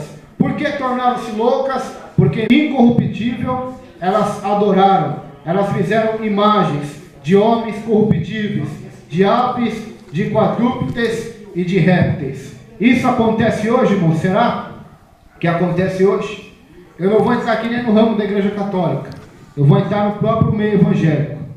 Pessoas que estão adorando homens, pastores, apóstolos, missionários, prosperidade, estão mudando a glória de Deus incorruptível em uma moeda, uma nota, em um cartão de crédito, em dinheiro na conta, em fama, em mídia. Estão mudando a glória do Deus incorruptível em semelhança de aves, de quadrúpedes e de répteis, animais detestáveis. Verso 24: pelo que também Deus os entregou aos desejos, às concupiscências do seu coração, a imundícia, para desonrar o seu corpo entre si, pois mudaram a verdade de Deus em mentira, e honraram e serviram mais a criatura do que o Criador, que é bendito eternamente. Amém. Isso, irmãos, é que nós vemos acontecer nesse mundo. As pessoas, elas não querem Deus. O que então Deus faz com elas? Deus entrega essas pessoas aos desejos do seu coração, a imundícia, a desonra do seu corpo, a prostituição, porque mudaram a verdade de Deus em mentira, e honraram e serviram mais a criatura do que o Criador, que é bendito eternamente. Então nós devemos, irmãos, prestar atenção para não mudar a verdade de Deus, a glória de Deus, a presença de Deus, e servir mais a criatura do que o Criador, que é bendito eternamente. Agora que eu faço uma pergunta para cada um de nós nessa noite: temos servido mais o Criador ou a criatura, ou as coisas criadas? Temos nos dedicado mais à criatura ou ao Criador? Nós vivemos numa época em que as pessoas se dedicam mais à criatura ou à criação do que ao Criador, que é bendito eternamente. O que acontece com quem se dedica à criatura? Agora você vai ver o que acontece no jornal, nesse mundo. Paulo vai dizer aqui, parece que até a notícia do jornal: pelo que Deus os abandonou as paixões infames, porque até as mulheres mudaram o uso natural, no contrário à natureza. E semelhantemente também os varões, deixando o uso natural da mulher, se inflamarem sua sensualidade, prostituição, uns para com os outros, varão, homem com homem, cometendo torpeza e recebendo em si mesmos a recompensa que convinha ao seu erro. O crescimento avassalador, assustador do homossexualismo, do lesbianismo, da depravação sexual, depravação moral. Por que isso está acontecendo no Brasil e em todo o mundo? Porque os homens estão adorando mais a criatura do que o Criador. É por isso que lá em Brasília tem uma lei que chama PL 122, a qual diz que se um pastor, se for aprovada essa lei, pregar contra o homossexualismo, ele pode ser processado por preconceito. Ou seja, sentar um casal de homossexual aqui dentro e eles falarem para o pastor: pastor, eu quero que você nos case, e o pastor se negar a fazer o casamento, ele pode até ser preso. Se dois homossexuais estiverem se beijando numa escola ou na rua, até mesmo dentro da igreja, alguém falar alguma coisa para eles pararem, eles podem processar a pessoa por preconceito, porque eles vão declarar que a pessoa está ali criticando o estilo de vida deles. Queridos, a lei do Brasil diz que devemos ter liberdade de expressão. Eu não estou pregando aqui que nós devemos chegar com uma pedra e apedrejar os homossexuais. Jamais. Jesus jamais mandaria alguém fazer isso. Não estou dizendo aqui que devemos orar para Deus matar eles. Também não. Mas uma coisa é certa: devemos pregar a verdade. Quem ama, fala a verdade. Não é hipócrita, não é mentiroso. Por que Jesus foi crucificado? Porque ele falou a verdade para os fariseus. Ele falou a realidade. Ele falou: as suas religiões são hipocrisia. Vocês são sepulcros caiados. Vocês aos olhos parecem bons, mas Deus conhece o vosso coração, que vocês são mortos por dentro. Então eles se iraram contra Jesus e por inveja entregaram ele para ser morto e para ser condenado. Então isso acontece. Tudo isso está acontecendo no Brasil. O homossexualismo, a prostituição. Por quê? Porque os homens estão abandonando a Deus para servir a criatura, para servir ao pecado, para servir ao mundo. São como Sodoma e como Gomorra. Note que a Bíblia é bem clara: mulher com mulher mudou o uso natural, e homem com homem se inflamou em sua sensualidade.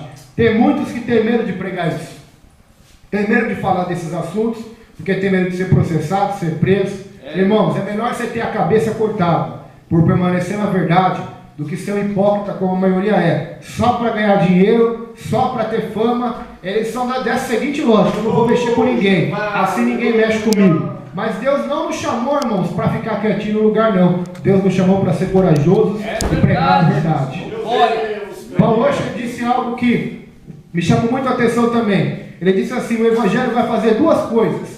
Ou ele vai fazer que você ame o Evangelho, ou vai fazer que você se volte contra ele com ira e com fúria, rangendo os dentes. Assim foi na vida de Paulo, foi na vida dos apóstolos. Ou as pessoas se convertiam, ou queriam eles mortos a qualquer custo, porque a mensagem do Evangelho é de arrependimento, mudança de comportamento, conversão. João Batista pregava e dizia o quê? Produzir frutos dignos de arrependimento. Ou seja, convertam-se. Não adianta vocês virem aqui tomar um banho e ir embora. Se vocês não produzirem fruto digno de arrependimento, o machado vai cortar vocês e vai lançar vocês no fogo que não se apaga. Assim é a Bíblia. Versículo 28. E como eles não se importaram de ter conhecimento de Deus, assim os que pregam a palavra, que tem o ministério, tem que ter essa convicção de que não foi homens que o chamou, mas que foi o próprio Deus que lhes deu o chamado. E qual chamado é esse? Que havia prometido pelos seus profetas nas santas escrituras. Ou seja, se você ler a palavra de Deus no Antigo Testamento, estava prometido um rei, prometido um Senhor, um Salvador, um que ia salvar o povo. E essa promessa que foi prometida aos profetas. E qual é a promessa? O terceiro versículo vai dizer: acerca de seu filho, Jesus, que nasceu da descendência de Davi, segundo a carne. O Filho de Deus, o Rei, prometido a todo o mundo, que foi também declarado Filho de Deus em poder, segundo o Espírito de santificação, pela ressurreição dos mortos.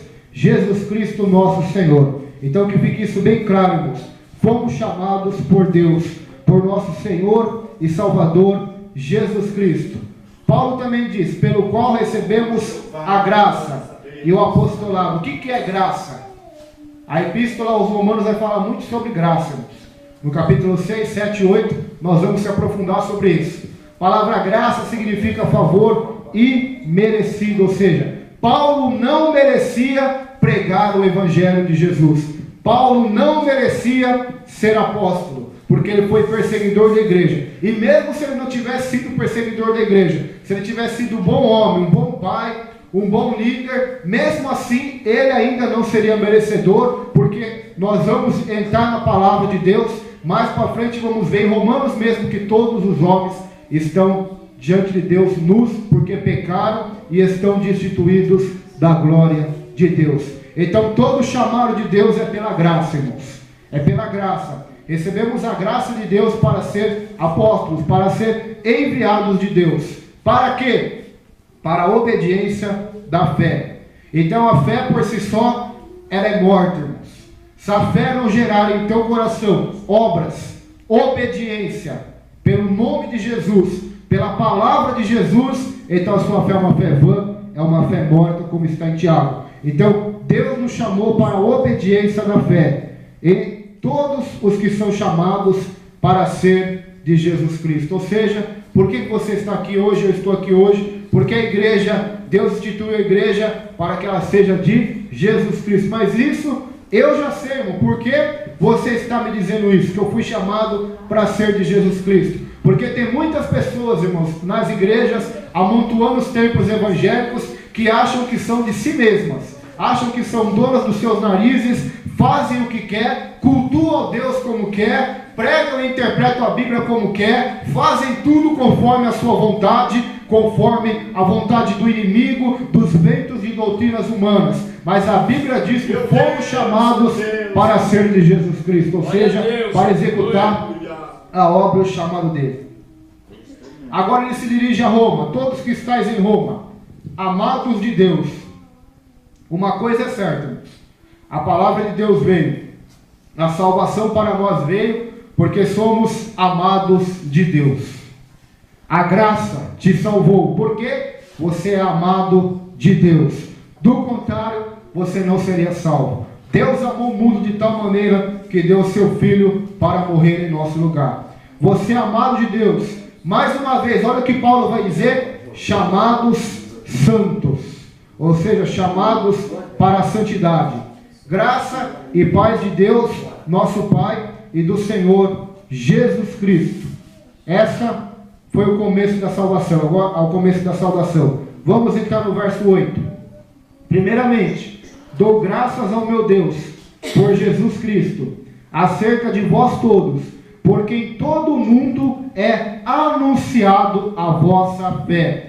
Porque Deus, a quem sirvo em meu espírito no Evangelho de seu Filho, me é testemunha de como incessantemente faço menção de vós, pedindo sempre em minhas orações que, em algum tempo, pela vontade de Deus, se me ofereça boa ocasião de ir ter convosco. Então Paulo primeiramente dava graças a Deus, graças ao seu Deus, graças por Jesus, acerca de todos os romanos, os cristãos que estavam em Roma. Por quê? Porque em todo o mundo antigo era divulgada a fé daquele povo. Paulo ainda não conhecia eles, irmãos. Nunca tinha ido pregar. Não foi Paulo que fundou a igreja em Roma, foi algum outro irmão. Paulo não. Mas Paulo, ele ficou sabendo do testemunho da igreja em Roma.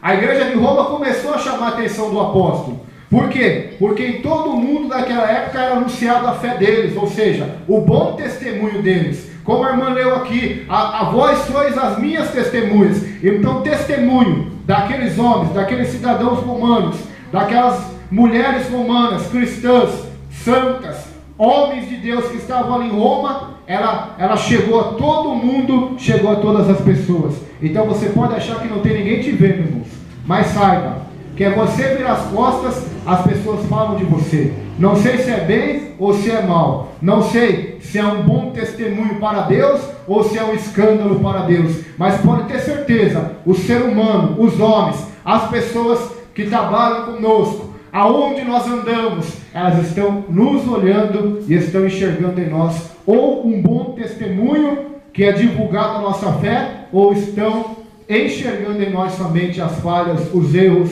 e os escândalos, as quais muitos têm feito. Então, você tem que notar que tem pessoas de olho em você. E Paulo também estava de olho naquele povo. Estava de olho. E uma coisa que Paulo sabia aqui, irmãos, que muitos crentes não sabem. Ele diz assim: porque Deus é quem sirve em meu espírito, no evangelho de seu Filho, me é testemunha de como incessantemente faço menção de vós nas minhas orações. Deus é testemunha, irmãos, de nós, se nós oramos de verdade ou se nós não oramos. Paulo poderia invocar o nome do Senhor e dizer: vocês que estão em Roma, Deus é a minha testemunha de que eu tenho orado por vocês, que eu tenho chorado por vocês, que eu tenho clamado a Deus para que a sua fé, a sua conduta, vocês cresçam no amor, cresçam na graça, cresçam na misericórdia, cresçam na presença de Deus. Deus é a minha testemunha, Deus é a nossa testemunha, Deus enxerga-nos completamente. A Bíblia diz em Provérbios que os olhos do Senhor estão em toda a terra, contemplamos bons e contemplamos maus, ou seja, Deus é a maior testemunha do universo, Ele contempla tudo que acontece debaixo do céu. Ninguém passa desapercebido diante dos seus olhos. Outra coisa, Paulo, um homem de oração, um homem que não conhecia os romanos, mas orava por eles. Você tem orado, irmãos? Eu quero aproveitar o ensejo já. Você tem orado pelos missionários? Ou você tem se lembrado só de você, da sua igreja, das pessoas que você conhece pelo nome? Ou você tem orado pelos missionários, pelas pessoas lá na Amazônia, pelas pessoas lá no Nordeste, pelas pessoas lá no Paraguai, Uruguai, Argentina, Índia, China, Rússia e tantos povos e nações? Você tem orado por eles ou você não tem se lembrado deles nas suas orações? Ore, irmãos.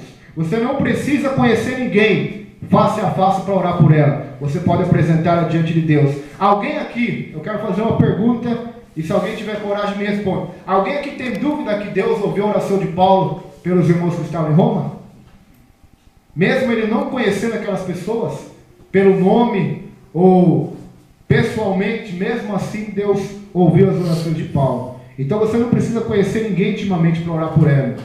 Há um grande equívoco. Nós achamos que Deus só vai responder às nossas orações se nós citarmos o nome da pessoa, o endereço da pessoa. Não. Deus é onisciente. O que precisamos é fé. Fé para orar. Paulo diz no verso 10: pedindo sempre em minhas orações que, em algum tempo, pela vontade de Deus, se me ofereça boa ocasião de ter convosco. Um dos pedidos de Paulo era para que, pela vontade de Deus, não dele, pela vontade de Deus, tivesse uma oportunidade de ele ter com eles em Roma. Ou seja, ele viajar a Roma para pregar o evangelho, que no final, que eram os índios que existiam ali nos Estados Unidos. E que aqueles índios faziam? Eles comiam pessoas, eles eram canibais. Aquele missionário foi lá mesmo correndo risco de própria vida, porque ele sabia que ele era devedor daquele povo. Aquele povo que estava na ignorância, que não conhecia Deus, não conhecia a verdade, que eram bárbaros. Ele era devedor para anunciar a eles o evangelho e a mensagem de Jesus Cristo de Nazaré. Então o que nós aprendemos com isso, irmãos, é que somos devedores. Você é devedor de todas as pessoas a qual você conhece. E qual é a tua dívida? Anunciar o evangelho de Jesus Cristo, anunciar a mensagem de Deus, anunciar a palavra de Deus a estas pessoas. Versículo 16 e 17: porque não me envergonho do evangelho de Cristo, pois é o poder de Deus para a salvação de todo aquele que crê, primeiro do judeu e também do grego, porque nele se descobre a justiça de Deus, de fé em fé, como está escrito, mas o justo viverá da fé. Paulo não se envergonhava de ser devedor às pessoas e para anunciar o evangelho de Jesus. Por que Paulo não se envergonhava? Porque o evangelho é o poder de Deus para salvação.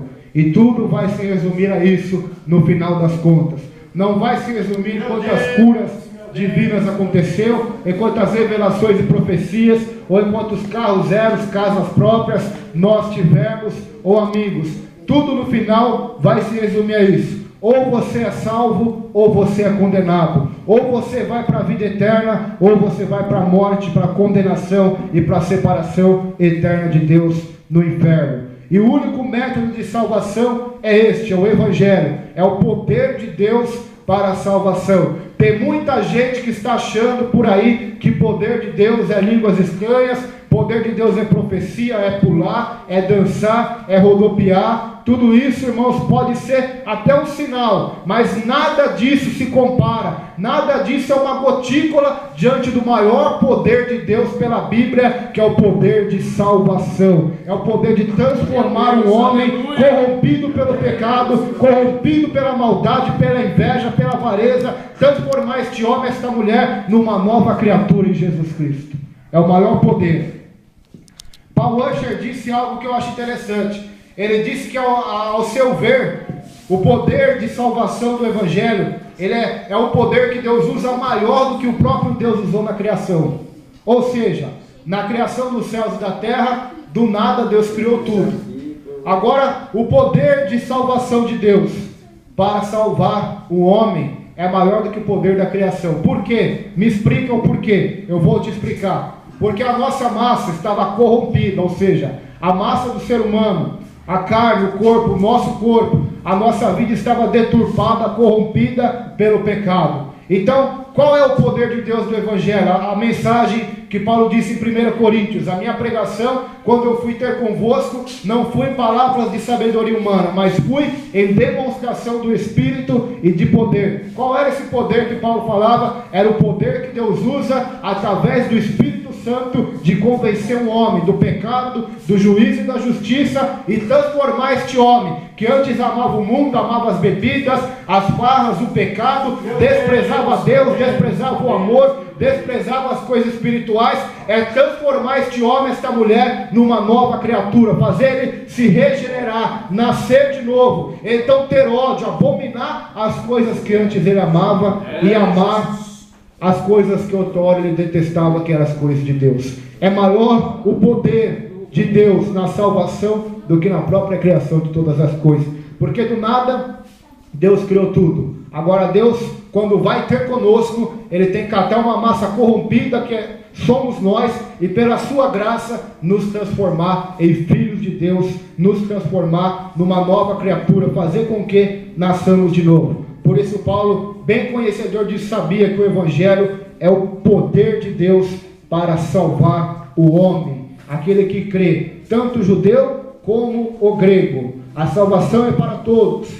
O justo viverá pela fé. Onde está esse versículo? Só tem um versículo do Antigo Testamento que fala sobre fé. Os irmãos sabiam disso? Pode procurar, de Gênesis a Malaquias, você não vai achar a palavra fé. Você vai achar até que Abraão creu em Deus, que muitos creram, confiaram em Deus. Mas a palavra fé só tem no livro de Abacuque, quando ele diz: o justo viverá pela fé. Agora no Novo Testamento tem várias palavras, vários versículos que falam sobre a fé. No Antigo só um. E é neste um que Paulo pega de Abacuque e traz para o Novo Testamento dizendo: o justo viverá pela fé. Ou seja, você vai viver pela fé. E qual é essa fé? Na justiça de Deus. Qual é essa justiça de Deus? Jesus Cristo. Jesus Cristo. Se a justiça de Deus fosse sem Jesus Cristo para nós, com certeza seria condenação. Só isso, irmãos, iria nos restar. Porque Deus é justo. E quando Ele pega pessoas injustas, que éramos nós, ou que somos nós, pessoas injustas desse mundo, o que um Deus justo faz com pessoas injustas? Mesmo sendo amor. Não tem outro caminho a não ser a condenação. Mas quando nós vamos até Deus, através da justiça de Deus, que é Cristo, então a salvação acontece. Verso 18: porque do céu se manifesta a ira de Deus sobre toda a impiedade e a injustiça dos homens que detém a verdade e a justiça. Porque o que de Deus se pode conhecer, nele se manifesta, porque Deus o manifestou. Porque as suas coisas invisíveis, desde a criação do mundo, tanto o seu eterno poder como a sua divindade, se entende e claramente se vê pelas coisas que estão criadas, para que eles fiquem inexcusáveis. Agora Paulo vai começar a mexer na ferida de toda a humanidade, irmãos. Isso agora que nós vamos começar a entrar nesse assunto, não se refere à igreja, mas Paulo vai chamar todo mundo agora e vai mostrar e provar pela Escritura que todo mundo debaixo de Deus é indesculpável, é condenado, é pecador, é fadado ao inferno. Paulo, ele vai demonstrar isso, se eu não me falo a memória, até o capítulo 4. E a partir do 4 ele vai começar a mostrar o caminho para a salvação. Então aqui Paulo já começa a dizer que a ira de Deus se manifesta sobre a terra. Por que a ira de Deus se manifesta sobre a terra? Por causa da injustiça do homem, que muda a verdade de Deus em mentira. Por quê? Porque eles conheciam a Deus, eles, pelas coisas visíveis e invisíveis, pela criação de Deus, eles são indesculpáveis. Ou seja, se você abrir a sua Bíblia no Salmo 19, diz a Bíblia que os céus proclamam a glória de Deus. Ou seja, pela natureza, pelos céus, pela criação, todos os homens já são indesculpáveis. Ou seja, não tem desculpa de dizer, olha, eu não sirvo a Deus porque eu nunca vi a Deus. Somente pela criação da natureza, dos animais, das florestas e até mesmo do próprio ser humano, nós já temos a convicção de que existe um Deus nos céus. Ou seja, o homem, portanto, se torna indesculpável, inexcusável. Não tem como ele dizer, olha, eu não sabia. Ele vai chegar no juízo final e vai dizer, eu não sabia que existia Deus. Eu não sabia que existia um Criador. Eu achava que o homem veio do macaco, eu achava que a terra veio do Big Bang, a grande explosão. Eu achava tantas e tantas coisas, eu não acreditava, eu era ateu. Mas nesse dia os homens serão indesculpáveis. Versículo 21, Paulo vai continuar mostrando a chaga da humanidade. Porquanto, tendo conhecido a Deus, não o glorificaram como Deus. Você glorifica a Deus como Deus hoje? Ou você glorifica a Deus como uma máquina de latinha de refrigerante? Eu não entendi, eu vou te explicar melhor. Você glorifica a Deus somente quando você coloca as suas moedinhas ali naquela máquina e recebe as latinhas? Ou seja, você só glorifica o seu ministério, ele teve essa oportunidade. Atos 27 e 28 vai falar sobre isso, sobre Roma, que foi a última cidade a qual Paulo ele ficou ali, depois foi martirizado. Então Paulo orava, era a vontade dele, mas ele pedia primeiro, Deus, se for pela tua vontade, que esteja uma oportunidade para mim ir até Roma. Olha mais um segredo de uma oração aí que vai ser respondida por Deus. Paulo tinha um desejo de ir em Roma, mas ele orava, Deus, eu sei que a minha vontade é em Roma, mas se não for a tua vontade, que não aconteça. Mas se for pela tua vontade, Deus, que eu vá até Roma pregar o Evangelho. Ah, se todos os cristãos aprendessem esse princípio, o princípio do Pai Nosso, seja feita a tua vontade e não a minha, seja feita a tua vontade, tanto na terra como no céu. Lá no Getsemane, Jesus disse, Pai, se possível, passa de mim este cálice, mas todavia não seja feita a minha, mas seja feita a tua vontade. Lá em João diz que o mundo passa e os seus desejos, mas aquele que faz a vontade de Deus permanece para sempre. A Bíblia diz também que seca-se a erva, caem as flores, os homens para ir para outra cidade. Percebeu? Até mesmo, e não era fazer uma coisa errada, era para ir pregar, irmãos. Jesus, o que Jesus tinha falado? Ide pregar o Evangelho a toda criatura. Mas mesmo assim Paulo orava, Deus, se for pela tua vontade, que eu vá ali. Certa feita, o que aconteceu com Paulo? Paulo queria ir para um lugar, o que aconteceu? Ele foi dormir, ele teve uma visão, passa a Macedônia e nos ajuda. Então ele entendeu que a vontade de Deus é que ele fosse para a Macedônia. Então nós devemos entender isso, irmãos. Deus não está preocupado com nossas boas intenções, porque tem um ditado que diz aí, os irmãos já ouviram, de boa intenção o inferno já está cheio. Ou seja, a boa intenção nossa não vai valer de nada. Se não estivermos na vontade de Deus, não seremos bem-sucedidos. Um homem que teve uma boa intenção foi Davi, segundo o coração de Deus. Qual era a sua intenção, pastor José? Era trazer a arca para Jerusalém. Olha que coisa maravilhosa. Saul nunca pensou nisso. Saul só pensava em si próprio. Davi agora quer trazer a arca. Só que o que aconteceu? Ele foi trazer em carros, em bois. O que aconteceu? O servo ali, quando tocou na arca, caiu morto. Por quê? Porque Davi não foi pela vontade de Deus. Não foi como a palavra de Deus mandava, que era para os sacerdotes ou levitas carregar a arca no ombro. Mas ele quis fazer, por ignorância talvez, do jeito dele, trazendo numa carruagem, ou pela tecnologia, ou por métodos humanos. Então não dá certo, irmãos. Quando Abraão e Sara tentaram ajudar Deus, Agar teve filhos com Abraão. O que aconteceu? Só aconteceu tragédia. Porque não foi pela vontade de Deus, foi pela vontade do homem. Então nós devemos sempre orar, sempre pedir misericórdia de Deus, para que façamos a vontade, o querer de Deus. Outra vez Davi queria construir um templo. Natan disse: vai, porque Deus é contigo, Davi. Todas as guerras você vence. Natan vai e fala: pode construir, Davi, Deus é contigo. E Natan está indo embora. Não sei se ele orou, dobrou os joelhos. Aí Deus falou com Natan: Natan, volta lá e fala para Davi que eu não quero que ele construa um templo para mim. Não é a minha vontade, porque ele derramou muito sangue. Manda o seu filho Salomão que vai construir o templo. Então nós devemos saber ouvir não de Deus, irmãos. E não é só com coisas boas, é com coisas ruins também. É com coisas que o nosso coração quer. Devemos pedir a Deus para que a vontade dele cumpra-se em nossa vida. Verso 11. Por que Paulo queria ir em Roma? Para visitar Roma, para ver o Coliseu, para ver o imperador Nero, para ver ali as danças dos romanos, as orgias. Por que Paulo queria ir em Roma? Olha lá o que ele queria fazer em Roma. Então esse deve ser o nosso desejo, irmãos. Tanto para trabalhar, tanto na nossa família, tanto na igreja, ou qualquer coisa que fazer, isso tem que permear em nosso coração. Olha lá, verso 11. Porque desejo ver-vos, para vos comunicar algum dom espiritual, a fim de que sejais confortados por Deus.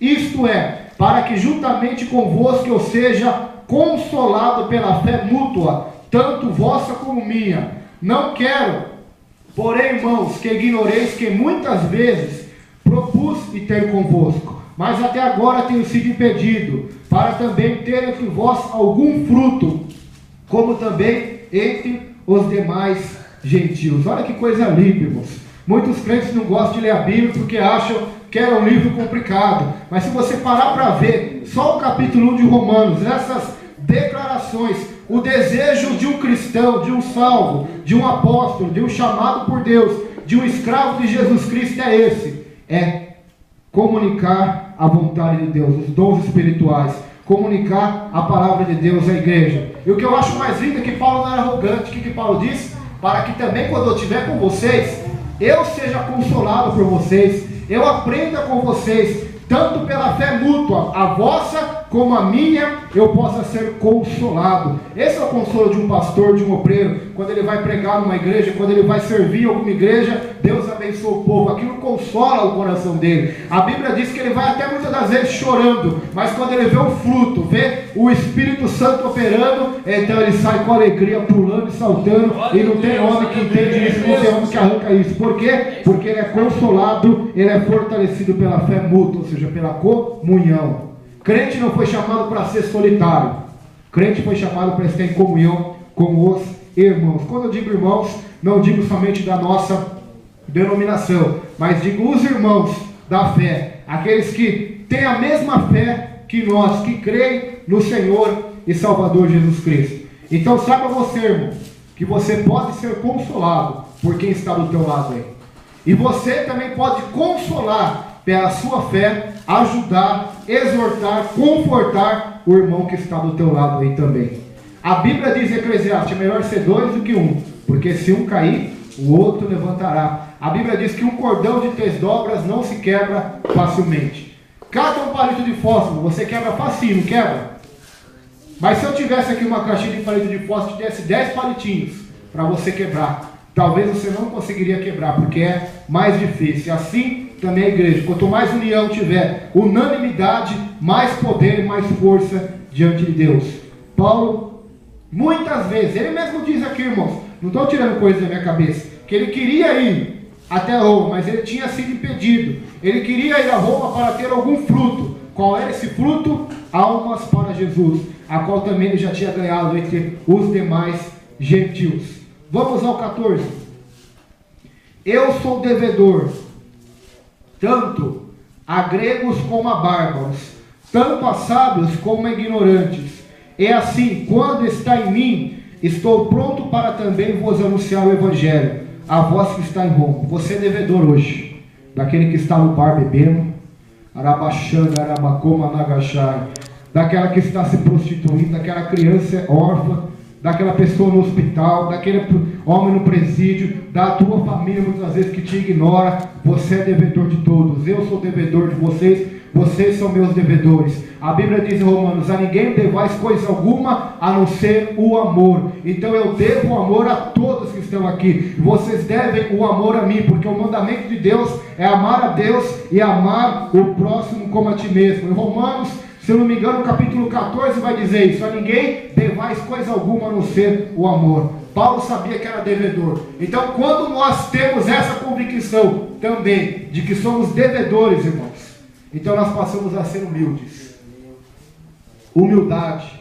Nós passamos a ser simples. Simplicidade do Evangelho. Simplicidade da vida cristã. Mansidão. Aprendei de mim, disse Jesus, porque sou manso e humilde de coração. Eu sou devedor, Paulo está dizendo. Eu sou devedor aos judeus, aos gregos, aos bárbaros, aquelas pessoas ruins, talvez aos canibais, aos índios. Eu sou devedor tanto a sábios como a ignorantes. Eu estou falando isso aqui, eu estou me lembrando de um missionário dos Estados Unidos, chamado David Bryant, um jovem. Ele estava noivo da filha de Jonathan Edwards, que se chamava, se eu não me engano, eu esqueci o nome dela agora. E ele estava noivo, mas antes dele se casar, ele foi para a tribo dos índios. Quais índios aquele missionário foi pregar? Para os Silvídeos.